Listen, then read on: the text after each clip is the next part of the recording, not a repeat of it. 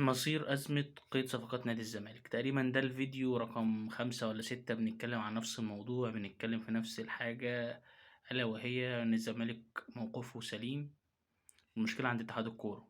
طيب المشكلة عند اتحاد الكورة هتتحل إمتى؟ ما حدش عارف، لازم نادي الزمالك يقدم شكوى في الاتحاد الدولي للفيفا عشان ينظر في الموضوع ده ويرجع ينظر يعني يستعجل الموضوع.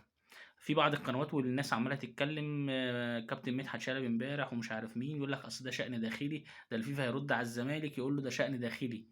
يعني أنا الزمالك هاروح أشتكي الاتحاد الدولي، أقول له عندي اتحاد الكورة عنده مشكلة، هيقول لي ده شأن داخلي، حلوها مع بعض يعني.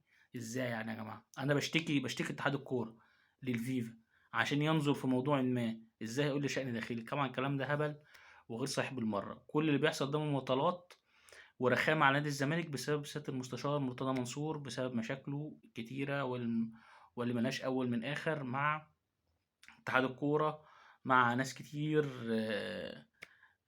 فيهم مشاكل معاهم. المشكلة بقى هتنتهي إمتى، هتتحل إمتى، ده اللي محدش حتى الآن عارفه. آه، الموضوع ممكن يخلص في لحظة، ممكن بكرة اللعيبة تتأيد، ممكن بعد ماتش فاركو، ممكن. بس في مشكلة طبعا كبيرة جدا، ألا وهي إيه؟ ألا هي إن ممكن الأندية زي الترجي والمريخ يقدموا شكوى في الزمالك إن هو أيد بعد فترة القيد، ونخش في حسبة بيرما ونخش في مشاكل ونخش في قصص كبيرة. طب نرجع لأساس المشكلة دي إيه هي واتحاد الكورة.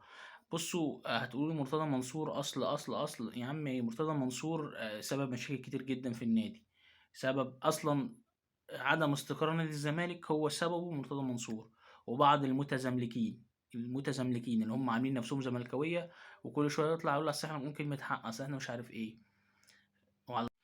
وعلى راس الناس المتزملكين دول اللي كل شويه بيهروا في القنوات محمد شبانه ومهم عبد الهادي اللي هو محسوب علينا مش عارف محسوب علينا ازاي زملكاوي، وكل اخباره وحاجات كده بيعملها مستفزه لجماهير نادي الزمالك ونادي الزمالك.